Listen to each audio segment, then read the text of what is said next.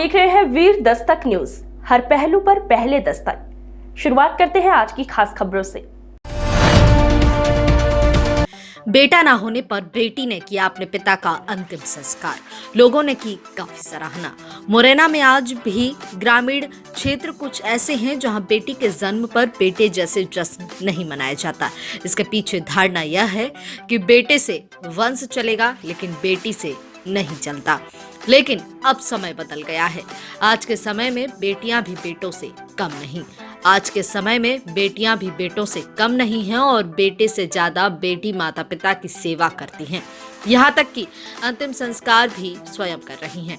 इससे लोगों के दृष्टिकोण में बदलाव आने लगा है और लोग बेटियों को बेटों से ज्यादा स्थान देने लगे हैं। एक ऐसा ही मामला मुरैना जिले में देखने को मिला, जहां गणेशपुरा की रहने वाली एक बेटी ने अपने पिता का दाह संस्कार करते हुए बेटे का फर्ज निभाया। बेटी अपने पिता की अर्थी के साथ साथ चली और शमशान घाट तक उसका अंतिम संस्कार किया। यह देखकर लोगों की आंखों में आंसू आ गए थे और लोगों का कहना था कि एक बेटी ने एक बेटे का फर्ज निभाया है।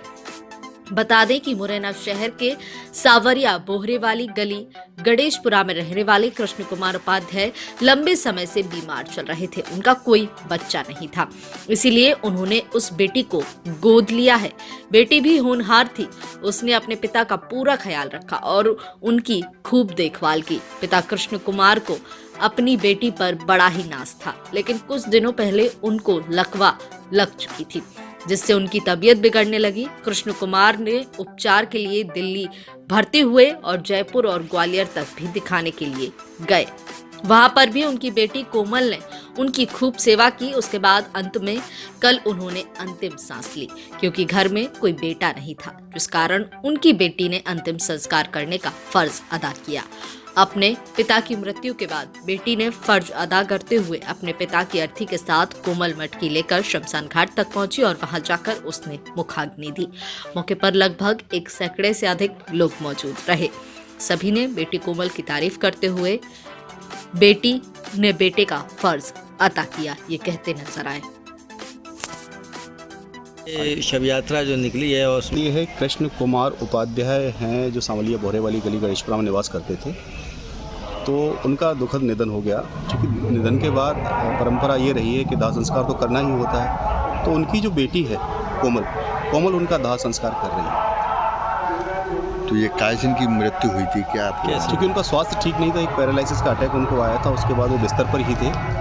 2-3 दिन वो हॉस्पिटल में रहे, अभी घर आए थे। तो घर आने पर आज सुबह जो है 8:30-9 बजे के तकरीबन वो शांत हो गए। तो उनके परिवार में कोई बच्चे वगैरह नहीं थे?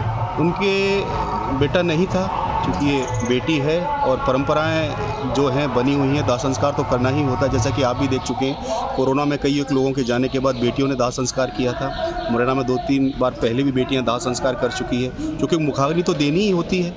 तो मुखाग्नि देने के लिए पुत्र या पुत्री कोई भी हो, मेरा ये मानना है कि नारी को हर अधिकार प्राप्त है।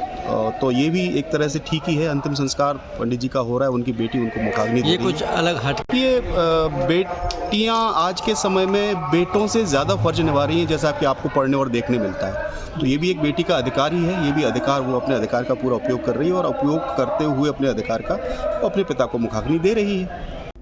आज की खबरों में बस इतना ही। देखते रहिए वीर दस्तक न्यूज, हर पहलू पर पहले दस्तक। अधिक अपडेट्स के लिए बने रहिए हमारे चैनल वीर दस्तक न्यूज के साथ। यदि आपको हमारा चैनल पसंद आए तो वीर दस्तक न्यूज को अवश्य लाइक, शेयर, सब्सक्राइब करें और हाँ, बेल आइकन को दबाना न भूलें। नमस्कार।